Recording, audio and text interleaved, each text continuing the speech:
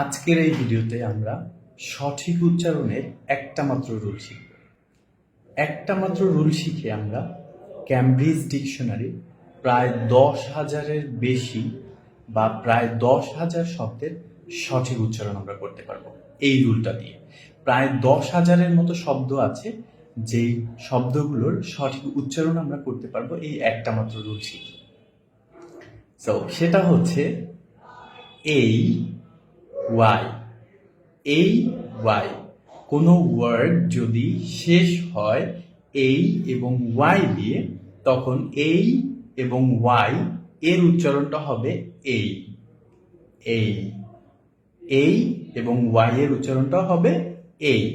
যেমন ডি এই Y, day হবে না, এটা কিন্তু হবে ডে।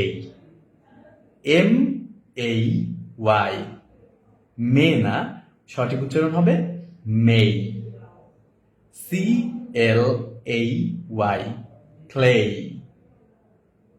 ফ্রাইডে, ফ্রাইডে হবে না কিন্তু, ফ্রাইডে। সো ক্যামব্রিজ ডিকশনারিতে, ক্যামব্রিজ ইংলিশ ডিকশনারিতে প্রায় 10,000-এর মতো শব্দ আছে যেগুলো শেষ হয়েছে এই এবং ওয়াই দিয়ে। সো আমরা এই রুলটা মনে রাখতে পারলে আমরা কিন্তু প্রায় 10,000 শব্দের সঠিক উচ্চারণ করতে পারবো বা শিখে ফেললাম।